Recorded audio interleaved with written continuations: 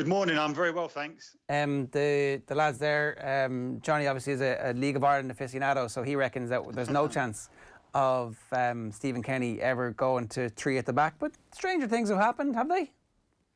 Well, listen, I wouldn't necessarily rule it out. I think that what Stephen does is see what players are available and the best system that suits them. So if he feels it is the case, I know form and history suggests it wouldn't be that, but I wouldn't rule it out. I think he'll look at the group of players, who's available to him, who best serves the system and how they can be the most competitive they possibly can. So we'll see.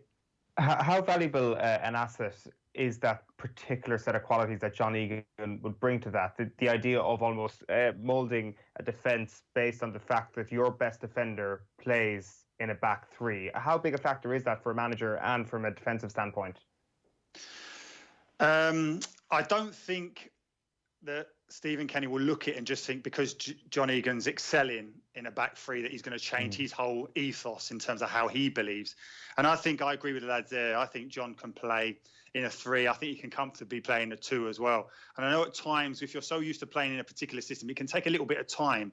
But if there's one thing you learned about John Egan in terms of his rise throughout the leagues is that every challenge that is put in front of him, he can deal with it. And Owen, obviously, you and I will be looking at his career ever since he started because of his famous dad as such. And of course, he was at Sunderland as a young player, so I'd have known much about him then. So I've been able to watch his career from a distance. I don't know him as such, but I've just been impressed with everything he does, every little step up that he makes initially to get over that dreadful injury that could be at a time when you're trying to make a name for yourself in football. It's such a pivotal moment in your career, but he battles back from them, works his way through the leagues. He was a brilliant player at Gillingham. I would have been coaching against him for Peterborough. Makes that step up to Brentford. And you think about Brentford in terms of how good they are at recruiting players and then selling them on. Then makes that move to Sheffield United. I think Brentford supporters certainly were thinking it was a sideways move, bearing in mind the struggles that Sheffield United were having. But he's proved them wrong. And look at him now excelling at the top half of the Premier League. What are the differences between playing in a three and playing in a two? Well, I think probably the most obvious one is look at someone like David Luiz. He can look all right in a back three because you've got people narrow to you. So you've got a bit of protection. And I think initially, if you look at John Egan, I maybe would have said, he might find it difficult in the Premier League because of the fact that the strikers' movements are so much better. If you think about that early goal that Leicester got against them at the beginning of the season, Jamie Vardy, and he exposed John a little bit in that 1v1 situation. It was a brilliant pass from midfield for Leicester. They break away, they punish you in a way that you don't get punished in the Championship. So you're thinking, okay, maybe if he's vulnerable in those situations in space, but he's so comfortable now in terms of those particular situations. Because if you think about that game against Tottenham recently, against Harry Kane, there were about 4 or 5 occasions Harry Kane just spins down the shoulder of him. The midfielder for Tottenham's got time and space to get his head up and make the pass. But John's angle of approach, the way he opens his body up, just negates the problem, steps across, takes the pass, or can make a challenge on Harry Kane's first touch.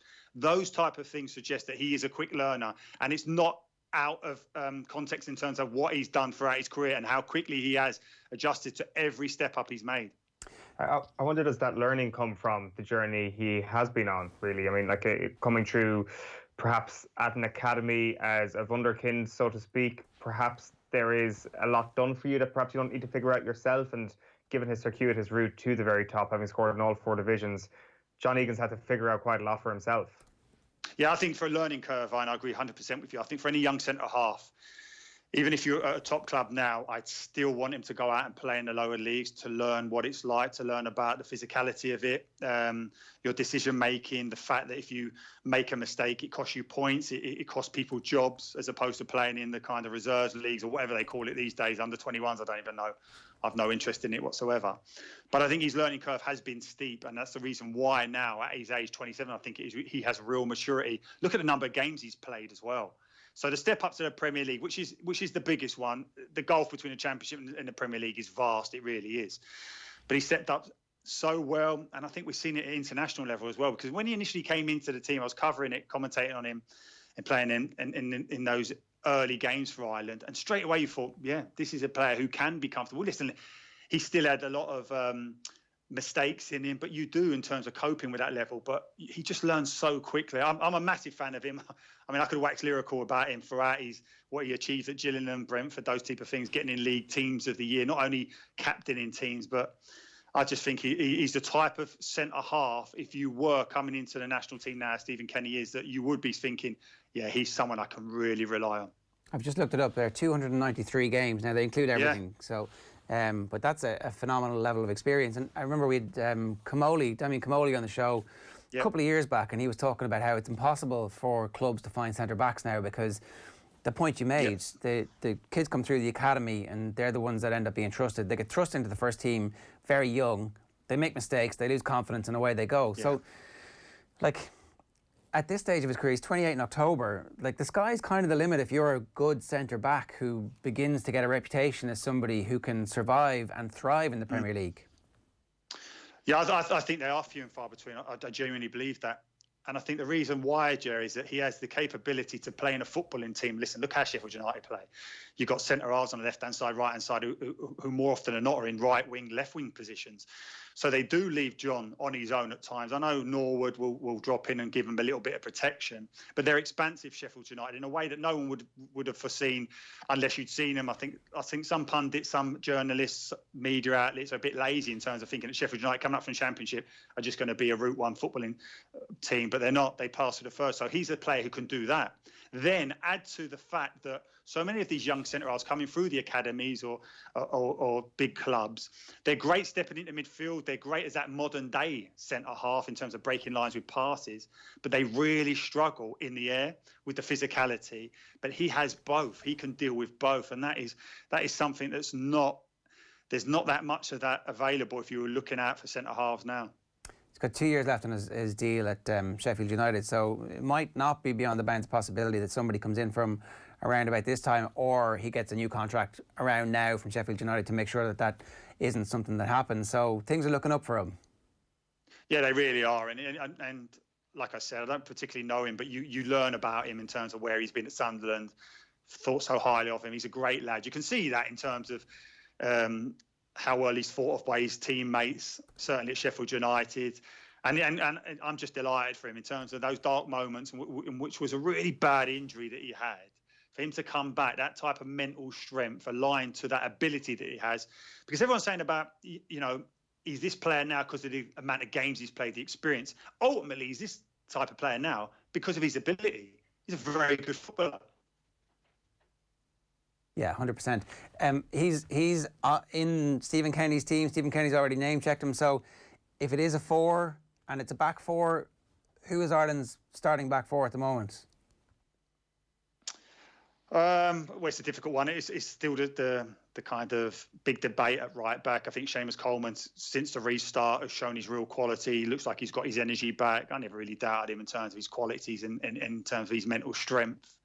I think Enda Stevens is your left back, so it pretty much is that, isn't it? I don't think it's too much of a wild thing to say that it will be the guys that we would think it'd probably be Coleman, Duffy, Egan, Stevens. And all of a sudden it looks really good. Well, it does, and it's not just defensively, Jer, as well, that it looks good. I think there's options in centre midfield now that we probably haven't had it. I love the fact that James McCarthy is staying fit and healthy and playing so many games. You talk about, Robbie Brady's had such a difficult season, only 5 Premier League starts, I think, so he needs to get over those injury problems. But we have options. You think about the centre-forward options now as well, and there's other players who are starting to come into the mix. We're talking about, obviously, Shane Long, a bit of a renaissance again at Southampton, so he'll come back into the mix, I think, more than he was under Mick McCarthy. You've got Obafemi, you've got Smallbone there as well. You've got Malumbi at Millwall who's playing regularly. So I think there are lots of options, and it does bode well. I really do think time is everything in football. I genuinely believe that. And I think Stephen Kenny has taken over this Ireland team at just the right time. And then, of course, I think a lot of people say that Ireland are getting Stephen Kenny at just the right time. Yeah, so we should feel a little bit excited about what we're going to hopefully see. And it's not that... Yeah, absolutely. It's not that far away. Yeah, it's 6 weeks. Yeah. Yeah, exactly. Listen, Joe, you know as well as I do that 6 weeks things change. People can get injured or people can come to the fore. We just got to hope that everyone stays as healthy as possible. We were talking a little bit about this a little bit earlier on. It's also a very exciting time to be a Manchester United fan. When you think back to where we were in September, October, every defeat or a bad result against a team who would come and Old Trafford would feel a little bit like a morgue.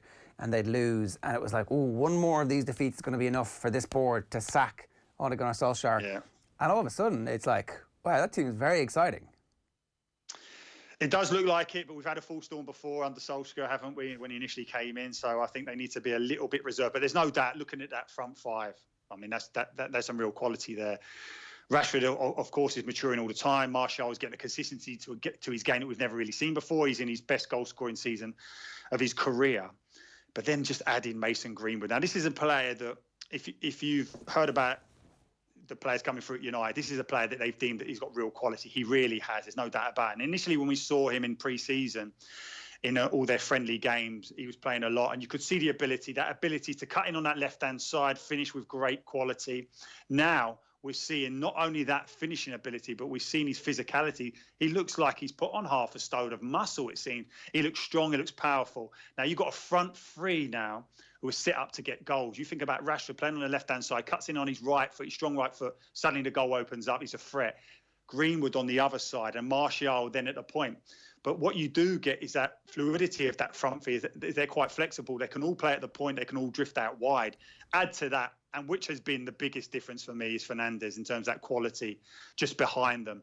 I mean, he's been sensational. The difference he has made to that team has been incredible. And they are playing with verve. They are playing in a way that that stereotype of Manchester United. But the big difference, what he has given them, Bruno, is the fact that they're not one-dimensional now. And they're not just a counter-attacking team. They literally can play through the thirds because of him. And he's a player who can score from distance. We've seen at the weekend that he can run in behind defenders and play ahead of the play. He should have scored when he went 1v1 after that brilliant Martial pass. So this is a player, midfielder, number 10, however you want to describe him, who's got the lot. And his goal-scoring stats that he brought over from Portugal, which were amazing, you're suddenly thinking, well, can you do that in the Premier League? That's the biggest challenge. Well, his assists and goals, he's just continued it, and he looks a fabulous signing. Is part of the reason he's had such an impact just because he has so much confidence himself? Like, I understand that obviously from a footballing perspective, he transforms how the team play because all of a sudden, you don't have a kid in there, or you don't have somebody whose job is ostensibly to defend and stop. It's actually somebody whose job it is to get forward and be creative. But there's also a sense of like, well, I mean, I'm really good at this. Like, and that didn't really seem to be part of the makeup of this United team. No, and I think that over the years, certainly since Ferguson's retirement, I think there have been too many Manchester United signings or players who have come through and played for them who don't have that arrogance, and in a good way, that confidence, that real inner belief that, this is my arena, that I belong here. And for him to hit the ground as quick as he did run it, it's fantastic. And he's a top player, there's no doubt about it. And I always reserve judgment, and I always think, listen, I know great stats and scoring in the leagues of Europe, or be creative, or a really good defender, but I do believe that the Premier League asks you questions that no other league does. And for him to excel as much as he has done so far, it's just been so impressive. And I think that you're seeing now that he gets the ball, and those like flying machines up front for United, they just run because that trust is there that he can make that pass. Now, he'll recognise if it's not on, he'll take it, and he has that ability then to keep that ball for 4 or 5 seconds to allow those centre forwards or those wide men to spin back and give another option. Whereas before, maybe players in that position were getting robbed, and in United were getting counter-attacked. But it does bode well, it really does. And everyone's talking about, can they bridge the gap? The goal-scoring form of that front three, they have 55 goals this season. Liverpool's front three that we laud about 51 goals. That won't be the reason they catch up to the top two teams. It won't be. It will be defensively. And there's still a vulnerability about that United back four, still a vulnerability about De Gea, despite the fact that we've normally seen him as a world-class goalkeeper in a way that there isn't with Liverpool. You think about Van Dijk. I know, like, since they've won it, maybe they've looked a little bit off their kind of usual high standards. But look at that chance Grealish gets with a couple of minutes to go. Alisson has had nothing to do and just makes a brilliant save. That's the difference. It's defences, it's goalkeepers who win you the leagues. The forwards and the flair players, the goal scorers, they win you games. Defences and goalkeepers win you leagues. Is there a situation here where Manchester United take back Dean Henderson, and I don't know what the potential signing is? Is it one high-profile centre-back signing on the level of someone like Kalidou Koulibaly, or is it as simple as that, Gary, or what way do you see it? Yeah, I do. I do think that would be a statement. Whoever gets that centre half from Napoli, I think that's a massive statement. I've been intrigued to see the way it's going. Initially, it was Liverpool, maybe, and I'm thinking, wow, if you put him alongside Van Dijk as well, bearing in mind I rate Gomez anyway, and Matip for that matter. But I do think, a real top quality centre half will make a massive difference to Manchester United, because even if you think about the goal that they initially concede, the ball comes in the box. It's a routine header for any centre-half with any physicality. We talked about John Egan having that ability to play out, but he's not going to miss that header the way that Lindelof does. He's just not going to do that. And of course, people say about Maguire getting nutmeg. That's a brilliant piece of skill. That skill and that finish is something that you normally see from the likes of Messi. So I wouldn't be too bothered about that. But yeah, Henderson's a big decision. It really is, because he's excellent at Sheffield United. There's no doubt about that. But to be then the number one at Manchester United is a completely different step up. So they've got to make a big decision there. But there's no doubt in my mind, United are on the right path.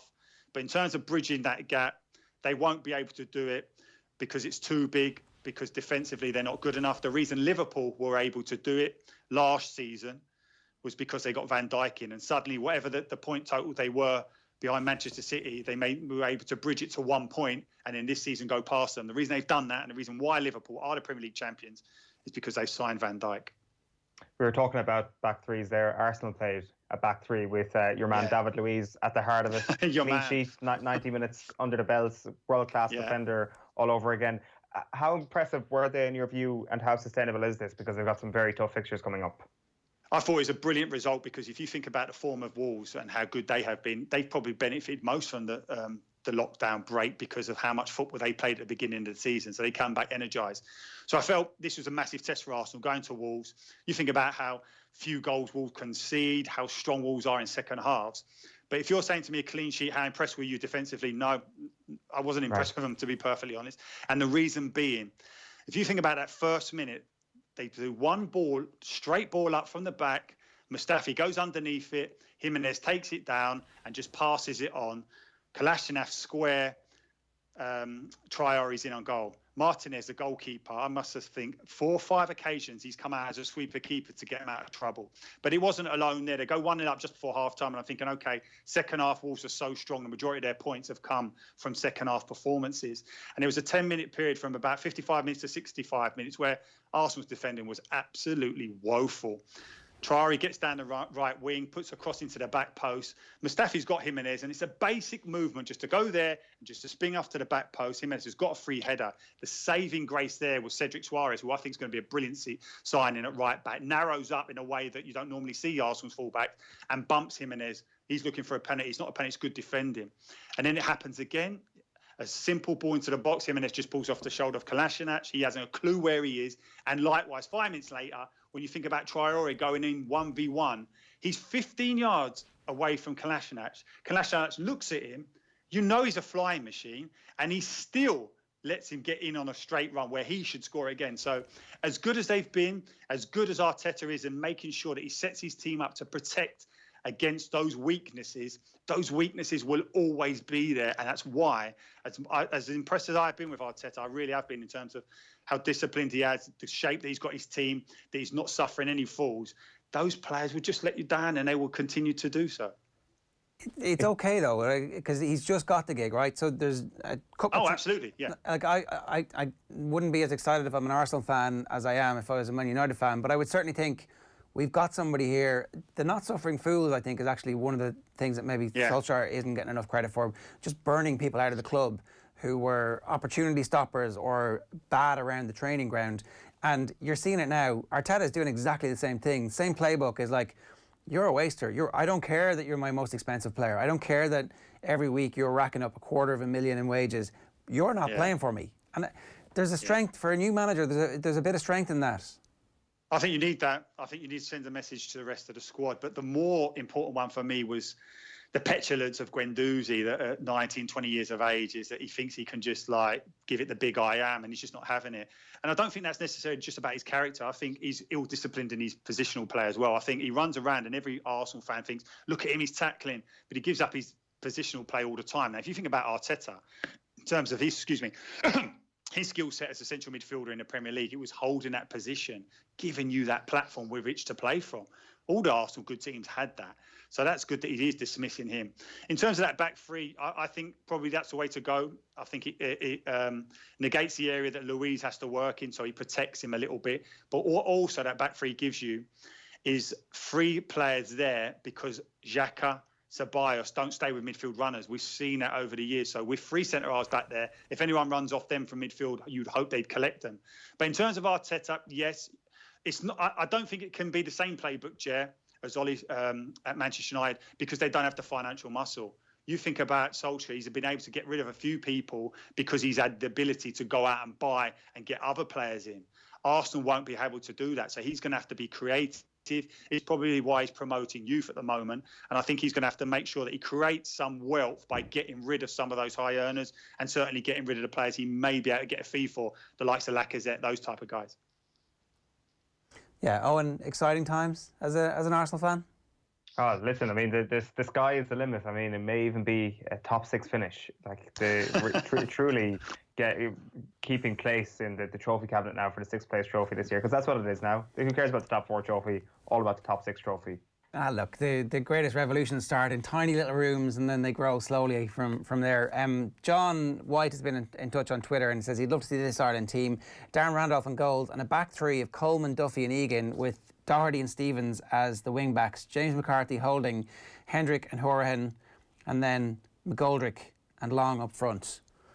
I don't know if McGoldrick is at the tip of a diamond there. Probably that's just the way it's been written down. Obviously, I mean, I can see that team having width and our best players are playing, and it makes a lot of sense. It does, and it's great that we as fans are able to say, well, listen, we've got a few options now. It's not so set in stone that we've only got, well, we will struggle to get a really competitive 11. Now it looks like we've got players who will be pushing others for those jerseys as well.